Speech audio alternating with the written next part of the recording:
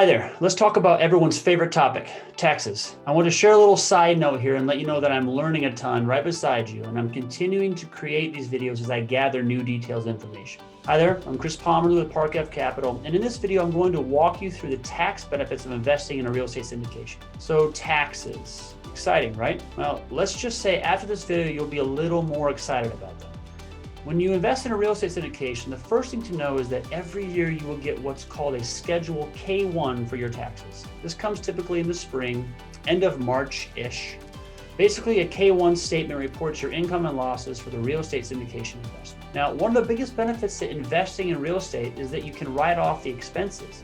In commercial real estate, which are these real estate syndications I've been sharing with you about, you have two main benefits, which include depreciation and cost segregation. If you own your own home, you're probably familiar with depreciation, which means you can write off the value of the asset over time. In residential real estate, that's 27.5 years. If you buy a home, you can write it off little by little every year for 27.5 years. The depreciation schedule for commercial real estate is a little bit longer at 39 years.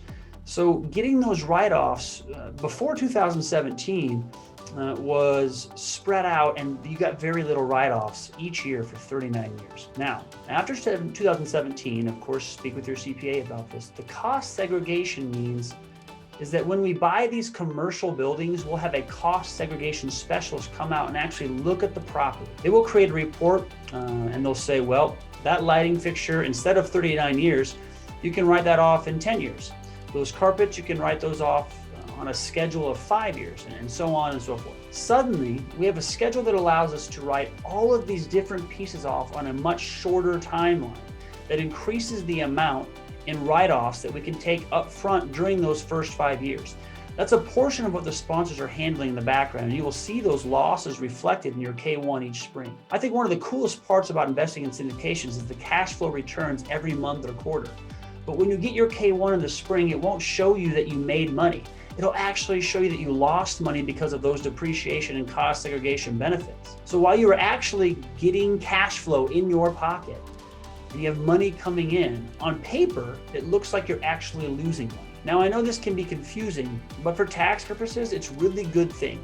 It's fantastic. That means that you are likely not going to not have to pay taxes, but also you'll earn income throughout. So you're earning income tax-free. Now, as for the rest of the losses, because sometimes those losses can be quite substantial, you'll have to talk to your own CPA about how that applies to your own tax situation and how much of those losses you can actually apply, if any, to your ordinary income. I want to make sure you hear this. It's likely your ongoing cash flow will not be tax-free, but tax-deferred, okay? You may not have to pay taxes on it right now, but when the asset is sold, if it's ever sold, there will be a depreciation recapture, and you will have to pay taxes on those gains. However, there are 1031 capabilities, as well as with Park Ave Capital's business plan. If we hold this for long enough, you won't even have to worry about the recapture of those depreciation, which means there will be no capital gains. Again, remember, with Park Ave Capital, we're not looking to sell these properties. We're trying to refinance the cash back out, give you back your original investment, and continue to earn cash flow moving forward, which also means we're not going to have to recapture the actual tax depreciation. All in all, that's what you can expect when investing in real estate syndication: a K-1 each spring and paper losses throughout the life of the project. If you've invested in a syndication, what were some of the tax scenarios that surprised you and benefited you? If you haven't yet invested in syndication, what's holding you back? Comment below and tell us more. If you're interested in learning more about real estate syndications and how they can help you achieve financial freedom and live the life you've always wanted, join the Park Ave Capital Investor Club. You'll find the link below in the description. Finally, if you liked the video, hit that like button, please. Share with a friend and be sure to subscribe. I'm Chris Palmer with Park Ave Capital, and I appreciate you watching.